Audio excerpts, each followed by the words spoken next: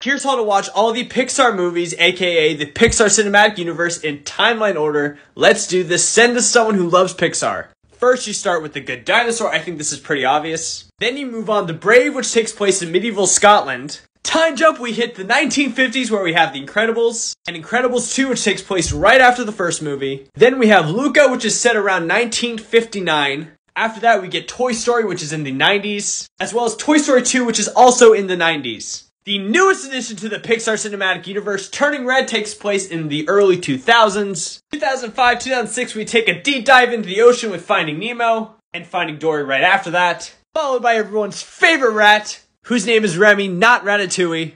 Yes, the movie's called Ratatouille, but again, the rat's name is not Ratatouille. And after all that, Andy's at an age where he can now go to college, and we get peak Pixar Toy Story 3, followed by Toy Story 4. Now we're at around 2009, 2010, and that's when we have Up. Then 2014, 2015, we have Inside Out, followed by Coco, then Soul. That's when we need to take a breath. We're almost done, but we're about to take a big time jump. 100 years later, we're at a time where the world has been taken over by talking cars. So naturally, we get Cars 1, then Cars 2, and finally Cars 3. Then we get an even bigger time jump. We get WALL-E, which takes place in 2800. Now, this movie ends with everyone coming back to Earth, right? And this entire timeline is pretty much based off the Pixar theory, a popular theory that you can go find online.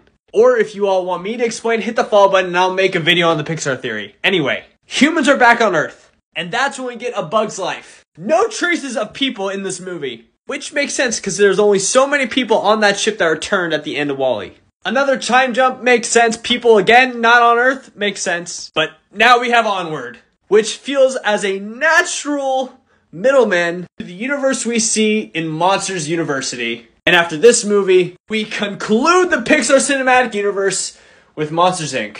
Let me know in the comments what movie timeline you guys want to see next.